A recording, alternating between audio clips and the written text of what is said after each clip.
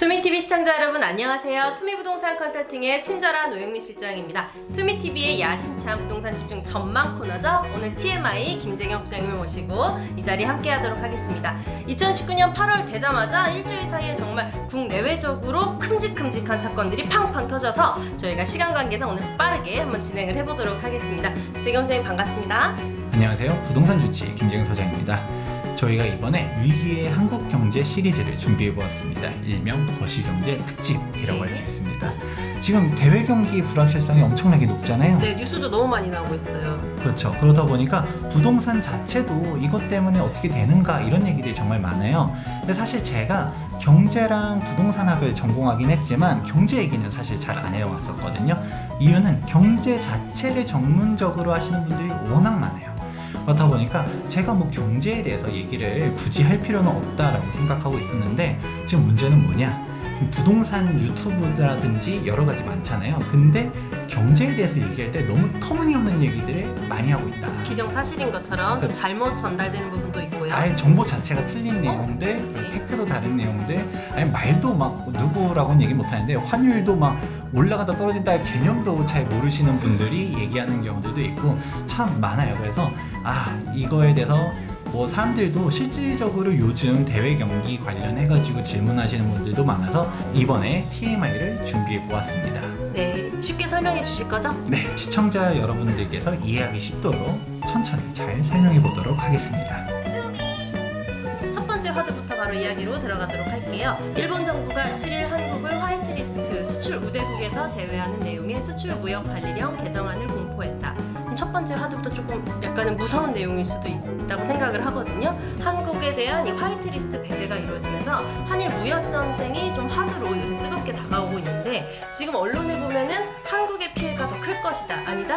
일본이 더 피해가 클 것이다. 이런 얘기들이 굉장히 많아서 좀 혼란스러워요. 이 부분 어떻게 보시나요? 네, 저도 지금 이런 현 상황 아주 안 좋게 보고 있고요. 저도 불매운동하고 있습니다. 네, 믿어보겠습니다. 일본 여행 가려는 거 취소했어요. 잘하셨습니다. 네. 우리가 언론 기사도 좀 명확하게 봐야 되는데 언론에서는 막 좋은 얘기들 많이 나오고 있어요. 행복회로라고 해야 되나? 아니면 뭐 정신승리? 그런 부분이 좀 보여질 정도의 뭐 막 나가는 기사들도 있는데 이성적으로 객관적으로 좀 냉철하게 한번 봐야 합니다. 그럼 우리가 어떤 식으로 팩트를 비교해 볼 수 있느냐 했을 때 일본의 GDP가 대한민국보다 3배가 더 큽니다. 덩치가 크죠? 그렇죠. 근데 네. 이게 3배라고 하면 사실 감이 잘 안 오잖아요. 이제 숫자로서 보면 이제 확실하게 오게 되는데 대한민국의 GDP 규모가 1조 6천억 달러 정도 됩니다. 그런데 일본은 5조 달러가 넘어가요. 이게 숫자로만 딱 받아들이는 것 자체가 확 벌어지게 되는 것이죠. 인구만 하더라도 일본의 인구는 1억 3천만 명이 좀 안 되고요. 대한민국은 5천만 명이 좀 넘어가잖아요. 네. 지금 그런 체급 자체가 다르다 보니까 일본에서 지금 이렇게 경제 제재하는 거 분명 일본도 타격이 있죠. 근데 뭐 일본 불매운동 한다, 뭐 유니클로 안 산다, 일본 여행 안 간다, 일본에도 타격은 가겠죠. 그렇죠. 우리가 안 사주면 그래도 손해는 볼 거 아니에요? 그렇죠. 그런데 일본 전체 5조라는 그 GDP에서 이게 차지하는 비중이 과연 얼마나 될 것이냐. 하지만 반대로 한국의 이제 GDP 규모에서 일본이 수출을 안 해줘가지고 생산에 타격을 받는 게 얼마나 더 크냐. 이거를 좀 따져봐야 된다라고 할 수 있습니다. 실질적으로 일본과 한국 어디가 더 타격을 많이 받느냐. 이게 좀 중요하다는 것이죠.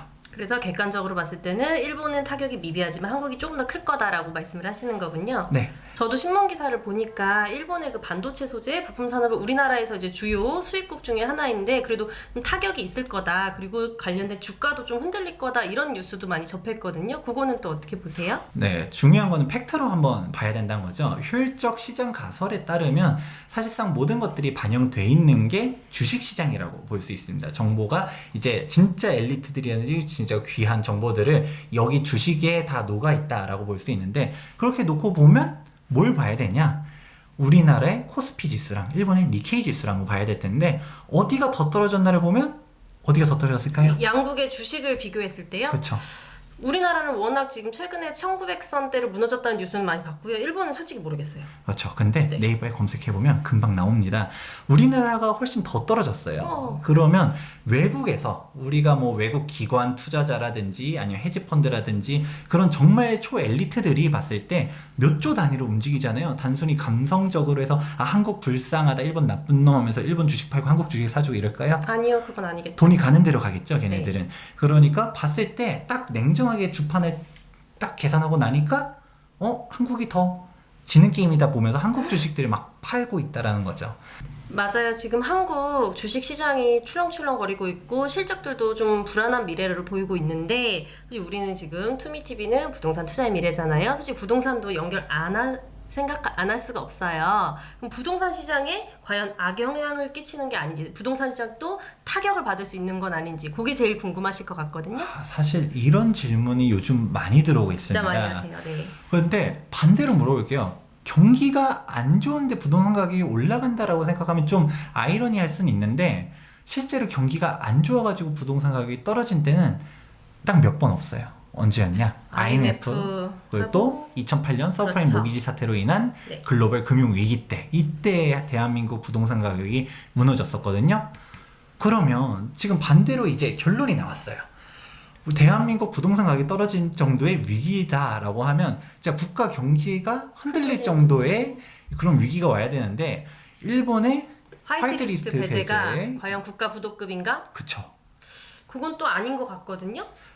좀 더 쉽게 얘기해 볼게요. 자, 국가 부도급이냐라고 하면 잘 안 와닿을 수 있는데 그럼 일본의 화이트리스트 배제 때문에 삼성이 망할 것 같으냐?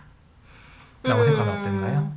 삼성이 망할 것 같지는 않습니다. 최근에 뉴스 기사 보니까 이재용 부회장님이 그런 얘기를 했더라고요. 긴장은 하되 두려워하지 말자. 뭔가 이 위기책을 타개할 만한 그런 멋진 명언인 것 같은데요. 삼성이 대표하는 기업이다 보니까 우리나라 국민들이 거는 기대도 클 것 같아요. 저는 삼성을 응원합니다. 망하진 않을 것 같아요.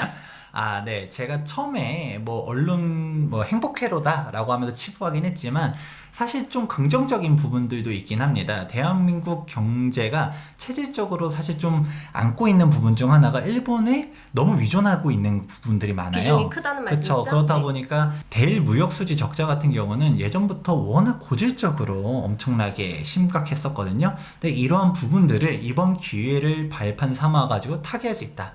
국산 소재 산업을 육성하고 그걸 국산화로 돌리면 오히려 중장기적으로 봤을 때는 더 좋을 수도 있다. 단기적으로는 타격을 받겠죠. 하지만 장기적으로 좀 타겟책을 마련하면 보다 좋아질 수 있다는 얘기들도 나오잖아요. 방금 네, 삼성 맞아요. 얘기했는데 삼성도 이번에 탈일본 하겠다 하면서 뭐 한국이든 아니면 다른 나라로 이제 부품들 공기가 나가겠다 이런 얘기 하잖아요. 그렇게 따지면 언론에서 말하는 것처럼 된다라고 칠게요. 그럼 이게 호재예요, 악재예요? 단기적으로 봤을 때는 솔직히 우리가 그 업을 하진 않지만 그게 악재 같긴 해요. 하지만 장기적으로 봤을 때는 기업들이 이제 체질 개선을 하고 경제가 좀 더 건강해질 수 있다는 그런 장기적인 호재 같은데요. 그렇죠. 네. 그런데 이게 그럼 결국 도돌림표로 돌아온 거예요. 이것 때문에 경제가 망하느냐? 안 그렇다라는 것이죠. 네. 그것 때문에라도 이제 결국 안전한 상품들로 이제 오게 되는데 확실한 건 단기적으로는 경제가 침체가 될 거예요. 그러면 경제가 침체되면 주식시장은 어떻게 될까요? 무너지겠죠. 언제나 그래왔듯이. 그렇죠. 물론 내가 주식 고수다. 딱 그냥 틈새 시장을 파고들겠다 하면 모르겠지만 전반적인 코스피 자체가 무너지고 있는 상황이에요. 우리가 투자 상품들을 생각해 봐야 될 거예요. 우리가 투자 상품들 생각했을 때 뭐 대표적인 뭐가 있을까요? 주식 있고요. 주식. 우리가 몸담고 있는 부동산도 그렇죠. 있고요. 요즘 많이 떠오르고 있는 금. 금. 제일 안전한 거는 현금이라고도 말하죠. 현금도 그렇죠. 있어요. 현금. 자, 그럼 여기서 빠진 게 하나 있어요.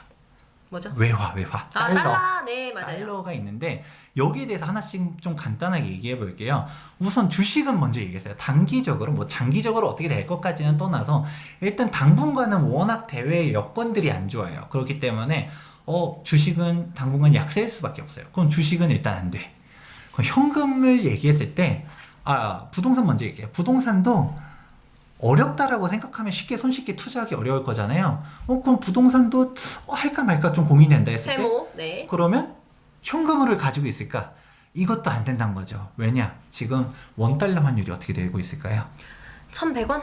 1,200원? 지금 1200원을 네. 돌파했거든요. 엄청나게 올라간 거예요. 언제 환율을 검색해 보시면 단기적으로 급격하게 올라간 것을 알 수가 있습니다. 네. 여러분이 통장에 뭐 10억이 있다고 칠게요. 10억 너무 큰가? 좋아요. 상상만 해도 네, 좋습니다. 1억이든 10억이든 있다고 칠게요. 그냥 앉은 자리에서 난 아무것도 안 했는데 화폐 가치가 10%가 날아간 거예요. 네, 10억이 있었다. 1억이 사라진 내 거고요. 돈 1억. 네. 1억이 있었다. 그럼 1,000만이 사라진 거예요. 현금이 안전자산이 아니라는 거예요. 난 가만히 있었는데. 그렇죠. 정확히 말하면 현금이라기보다는 원화가 안전자산이 아니다. 네. 라고 할 수 있는 거죠. 그렇게 되면 나머지가 뭐가 있냐? 달러, 그리고 금, 네. 부동산인데 달러랑 금에 대해서는 대외경제 특집이라고 하지 않습니까? 거시경제 특집 그쵸. 2, 3편으로. 거시경제 특집 2편과 3편에서 보다 디테일하게 금과 달러는 어떻게 바라봐야 되는지 얘기를 한번 해보도록 하고요. 그럼 부동산만 집중해서 봤을 때 사실상 부동산으로 갈 수밖에 없다가 결론이에요. 왜냐? 그럼 왜냐? 간단하게 일반 범인 수준에서 얘기해 볼게요. 자, 진짜 부동산 가격이 떨어질 정도라고 생각하면 어떤 정도라고 했었죠? 국가 경제가? 부도급으로 나라가 휘청거릴 정도로. 그렇죠. 국가 네. 부도급으로까지 생각할 정도면 현금은 당연히 들고 있으면 될까요? 안 될까요? 안 되겠죠. 원화가 떨어지니까. 그러면 휴지조각 되겠지. 전 재산을 빨리 달러로 다 바꾼다. 아파트 가지고 있는 거, 전세가 있는 거 다 바꿔서 달러로 다 바꾼다. 어떻게 하실 수 있을까요? 겁나요.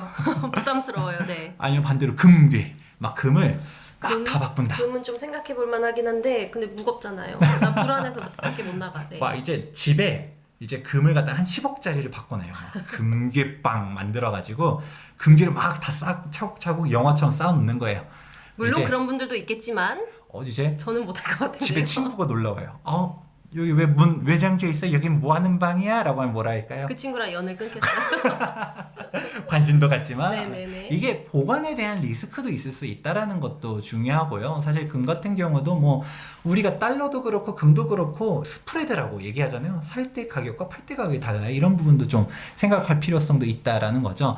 이래저래 따지고 들어가면 할 게 없다라는 게 결론이 됩니다. 특히 뭐 부동산 대한민국 망할 것 같아 이라고까지 얘기할 정도의 사람이면 사실 불안해가지고 그렇게 큰 돈을 갖다가 달러로도 금으로도 선택 쉽게 못합니다. 우리가 실물 자산 했을 때 가장 안전하고 확실하게 할 수 있는 게 바로 부동산이다. 개인이 접근하기 쉬운 게 바로 부동산이다라고 정리가 될 수 있는 것이죠. 네, 사람들이 많이 말하는 언급하고 있는 투자 방법 중에서 소거법으로 하나씩 생각을 좀 지어보도록 할게요. 주식 위험해. 현금도 어려워 안 된다는 뜻이죠. 금이랑 달러를 좀 생각해 볼 수 있는데 이거는 좀 이야기가 길어질 것 같으니까 2, 3편으로 저희가 따로 마련을 했고요. 그럼 남는 거 부동산 안정자산 중에 대표적인 대표 주자인데요. 우리 소장님은 또 어떻게 생각하고 있는지 궁금하네요. 네, 여기서도 부동산이라고 했다고 진짜 부동산이 다 사도 된다 이런 얘기 아니에요. 그쵸, 경기가 워낙 많고. 안 좋을수록 뭘 피해야 되냐? 상가. 그리고 상가. 꼬마 빌딩 이런 거 투자하시면 절대 안 된다. 여기는 경기랑 직접적으로 연관이 돼 있어요. 장사가 안 되니까 수익률이 무너지거든요. 뭐 꼬마 빌딩 사면 어때요? 라는 얘기 절대 하시면 안 되고요. 뭐 지방 사면 어떠냐? 아니면 뭐 신축 빌라 어떠냐? 이런 얘기 꺼내지도 마세요. 지금은 황금성이 좋아야 되고요. 무엇보다 안전자산, 가격이 올라가는 것도 중요하지만 현금만 가지고 있으면 오히려 가치가 떨어진다는 얘기했잖아요. 네. 가치 보존적인 자산에 투자하는 게 중요합니다. 가장 확실하고 똘똘한 한 차라고 얘기할 수 있는 서울 중심지 아파트로 가셔야 된다는 게 명확하고요. 아니면 아파트를 받을 수 있는 개발되는 입주권들 이런 식으로 가는 게 결론이라고 할 수 있습니다. 어디서 이상한 거 잘못 투자한 다음에 부동산 투자했는데 가격 떨어졌다 이런 얘기 하지 마시고 확실한 걸로 가시기 바랍니다. 네, 부동산 상품도 다양하게 준비되어 있는 만큼 여러분들께서 꼭 선별하셔서 황금성이 중요한 이 아파트 상품들 김재경 원장이 말씀하신 거 잘 기록을 해주시고요. 네, 소장님 그럼 마지막으로 솔직히 궁금한 점이 있어요. 제가 솔직히 금 투자는 안 해봤지만 그래도 금 솔직히 뉴스에서 많이 나오거든요. 사람들 많이 산다고 하더라고요. 금이랑 이런 거 괜찮은 거 아닌가요? 달러? 이 정도는 그래도 해볼만 하지 않나요? 그 이야기 나올 줄 알았습니다. 당장 우리는 타격을 받다 보니까 뭐 일본 불매운동도 해야 된다 뭐다 기사도 많이 나오고 우리도 어떻게 대응하냐 이런 얘기들 많이 나오지 네. 않습니까? 전 세계급으로 봤을 때는 지금 한일 무역 갈등은 그렇게까지 비중이 높지가 않아요. 우리는 맨날 접하는데. 그렇죠. 뉴스를. 네. 더 빅 이슈가 있습니다. 바로 뭐냐면 8월 5일에 중국을 환율 조작국으로 갖다가 미국이 지정을 했어요. 네. 미중 무역 전쟁의 전보다 훨씬 더 큰 빅 이슈라고 할 수 있는 것이죠. 강대국들의 그렇죠. 그런 무역 전쟁인 거죠? 네, 이런 거에 대해서도 보다 2편에서 지금 달러 그리고 금에 대해서도 2편, 3편에 이어서 얘기해 보도록 하겠습니다. 가장 직접적으로 좀 영향을 미칠 수 있는 그런 투자 방법에 대해서 우리 김재경 투자님께서 과연 여러분들께서 올바른 투자 길잡이를 좀 찾을 수 있도록 도움을 주신다고 하니까요. 투미TV 구독과 좋아요 꼭 눌러주시고요. 2편과 3편도 정확한 정보와 팩트체크로 여러분들을 찾아뵙도록 하겠습니다. 지금까지 친절한 오영미 실장과 김재용 소장이었습니다. 감사합니다.